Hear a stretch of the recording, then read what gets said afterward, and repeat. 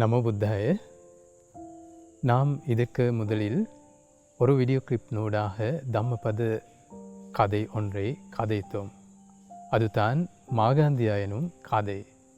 அந்த கதையின் காரணமாக அதை முன்னிட்டு புத்த பகவான் மொழிந்து 3 செய்யுள்களை பற்றியும் உங்களுக்கு சொல்லிக் கொடுத்தேன். அந்த 3 செய்யுள்கள் அப்பமாத வர்க்கத்தில், அதாவது தம்ம பதத்தில் இருக்கும் 2வது வர்க்கத்தில் தான் அடங்கி இருந்தது.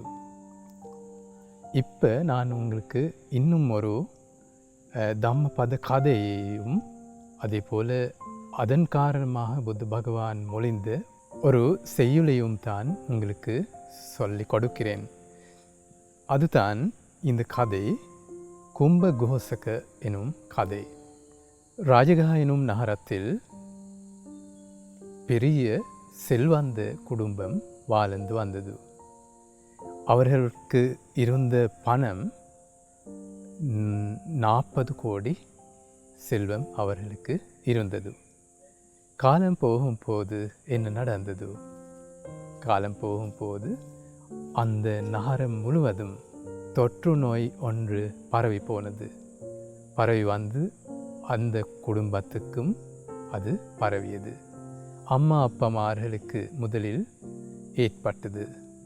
நோய் ஏற்பட்டவுடன் அம்மா தன்னுடைய புதல்வனை அழைத்து அவருக்கு கூறினார், மகன், எங்களுக்கு இவ்வாறான செல்வம் 40 கோடி செல்வம் இருக்கு. இந்த இடங்களில் அவற்றை புதைத்து வைத்து இருக்கிறோம். எங்களுக்கு இப்போது இந்த நோய் ஏற்பட்டு இருக்கிறது. நோய் ஏற்பட்டவர்கள் குணமடைய மாட்டார்கள். இந்த தொற்று நோய், அந்த தொற்று நோயின் பெயர் தான் ஐவாதக.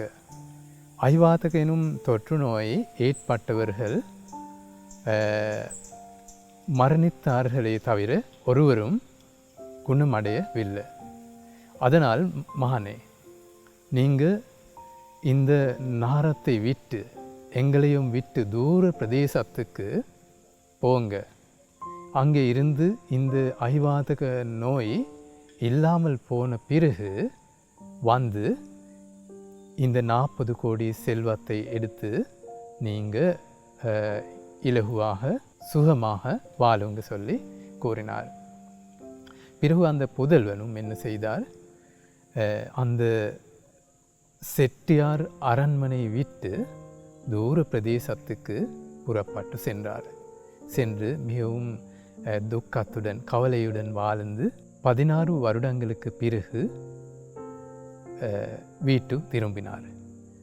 வந்து பார்க்கும்போது, அதாவது தன்னுடைய வீட்டார் அம்மா அப்பாமார்கள் இல்லாமல் இருந்தார்கள். அதே போல் அந்த அரண்மனையும் உடைந்து விழுந்து இருந்தது. ஆனால் அந்த பணம் புதைத்து வைத்திருந்த இடம் அவை மிகவும் பாதுகாப்பாக இருக்கிறது. ஆனால் அவர் சிந்தித்தார், நான் இந்த பூமியை, இந்த நிலத்தை தோண்டி புதையலை மேலே எடுத்தாலும் இவர்களுக்கு என்னை பற்றி தெரியாது.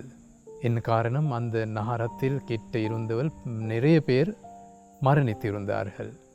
இப்போ இருக்கும் மக்களுக்கு இவரை பற்றி தெரியாது. அதனால் நான் இந்த செல்வத்தை தோண்டி எடுத்தால் எனக்கு அது பெரிய பிரச்சனையாக அமையலாம். அதனால் நான் அதை எடுக்காமல் கூலி வேலைகளை செய்து காலம் கழிக்கிறேன் என்று அவர் நினைத்து என்ன செய்தார்? சாதாரண கூலி வேலைகளை செய்து கொண்டு வாழ்ந்து வந்தார் துக்கத்துடன். பிறகு அவருக்கு ஒரு அரச வேலை கிடைத்தது. அதுதான் தொழிலாளிகள் வாழும் நகரத்தில் வீதி ஒன்று இருந்தது. அந்த வீதியில் இவர் தான் காலையில், அதிகாலையில் மிகவும் சத்தத்துடன் கத்தி அவர்கள் எலும்பு செய்ய வேண்டும். அதுதான் அவருடைய வேலை. அவர் அந்த வீதினூடாக காலையில், அதிகாலையில் அவர் கத்தி செல்வார், எலும்புங்க சொல்லி. அவ்வாறு செல்லும் போது ஒரு நாள் பிம்பிசார மன்னனுக்கு அந்த ராஜகா எனும் நகரத்தில் மகத தேசத்தில் அரசன் தான் பிம்பிசார எனும் அரசன். புத்த பகவானை சரணம் அடைந்து சோதாபன்ன நிலை அடைந்த ஒரு அரசன். அவர் இவருடைய குரலை கேட்டு அவர் சிந்தித்தார். இவருடைய குரலுக்கு ஏற்ப இவர் சாதாரண ஒருவராக முடியாது. இந்த காரணம் அவருடைய குரல் மிகவும் கம்பீரமானது, ஆழ்ந்த குரல். அதே போல் மிகவும் கம்பீரமான ஆழ்ந்த இனிமையான குரல். அவர் சிந்தித்தார், இவர் ஏழையாக இருக்க முடியாது, இந்த குரலுக்கு ஏற்ப இவர் ஒரு பணக்காரராகத்தான் இருக்க வேண்டும் என்று நினைத்து கும்பகோசகவை அழைத்தார். அழைத்துவிட்டு கும்பகோசகவிடம் அவர் கேட்டார், அரசன் கேட்டார், நீங்கள் யார், உங்களுடைய விபரங்களை பற்றி எனக்கு சொல்லுங்க. பிறகு கும்பகோசகவும் அவருக்கு கிடைத்த வாய்ப்பை பயன்படுத்தி அரசனுக்கு நடந்தவற்றை பற்றி கூறினார். அரசன் இவருடைய கதை பற்றி அறிந்து கொண்டு தன்னுடைய சேவகர்களை அனுப்பிவிட்டு அந்த செல்வத்தை தோண்டி எடுத்து இவருக்கே பாரம் கொடுத்தார். பிறகு இவருக்கு இந்த நகரத்தில், ராஜகா எனும் நகரத்தில் பெரிய சீமான் பதவி, அதாவது செட்டியார் பதவியை கொடுத்தார். அதே போல பிம்பிசார மன்னன் புத்த பகவானை சரணம் அடைந்த மிகவும் சத்தா உள்ள உபாசகர். அவர் இந்த கும்பகோசகவை புத்த பகவான் காண்பதற்கும் அழைத்து செல்ல மறக்கவில்லை. அழைத்து சென்று புத்த பகவானிடம் அவருடைய கதை பற்றி அரசன் கூறினார். அப்போது இந்த சம்பவத்தை முன்னிட்டு புத்த பகவான் தம்ம பதத்தில் அப்பமாத வர்க்கத்தில் 4வது செய்யுளை மொழிந்தார்.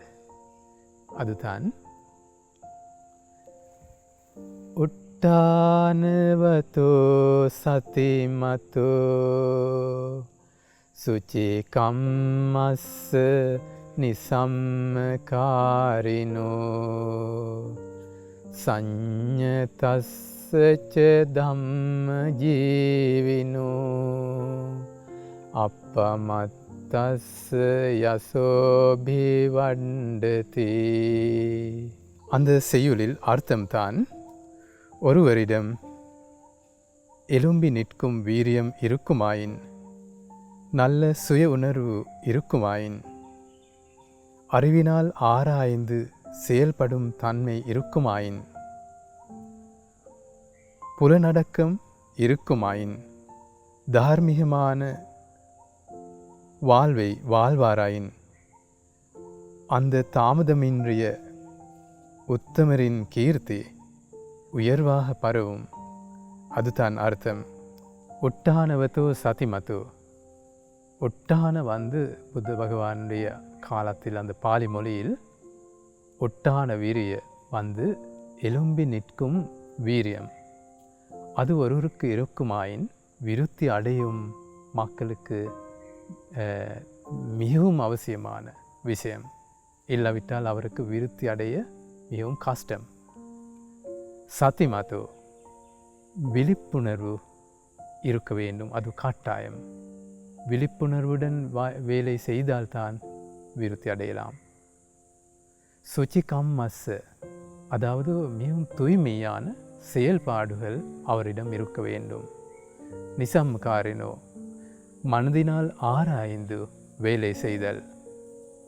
அவை அந்த கும்பகோசகவிடம் இருந்தது. அதனால் தான் அந்த கதையை முன்னிட்டு புத்த பகவான் இந்த செய்யுளை மொழிந்தார்.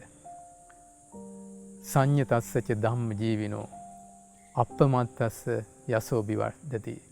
சඤ்ஞதஸ்ஸ தம்ம ஜீவினோ, இந்த புலன்களை கட்டுப்படுத்தி கொண்டு ஒழுக்கத்துடன் தார்மீக முறையில் வாழ வேண்டும். அவருடைய அந்த தாமதமின்றி தர்மத்தில் ஈடுபடுபவருடைய கீர்த்தி, அதாவது புகழ்ச்சி பரவிவிடும். அதுதான் இந்த செய்யுளில் அர்த்தம். அதனால் இல்லற வாழ்க்கை வாழும் உங்களுக்கும் விருத்தி அடைய வேண்டுமானால் இந்த செய்யுள் உங்களுடைய மனதில் இருக்க வேண்டும். அதில் அர்த்தத்துக்கு ஏற்ப நீங்கள் வேலை செய்ய வேண்டும். ஒரு துறவி அந்த துறவி வாழ்க்கையில் இருந்து பெற்றுக்கொள்ளக்கூடியதாக இருக்கும் பலன்களை பெற்றுக்கொள்ள வேண்டுமானால் அவருக்கும் இந்த செய்யுளில் இருக்கும் திறமைகள் இருக்க வேண்டும் கட்டாயம். அதனாலேயே இந்த திறமைகள் ஏற்படுத்தி கொண்டு விருத்தி அடைய எல்லோருக்கும் அதிர்ஷ்டம் கிடைப்பதாக. நமோ புத்தாய.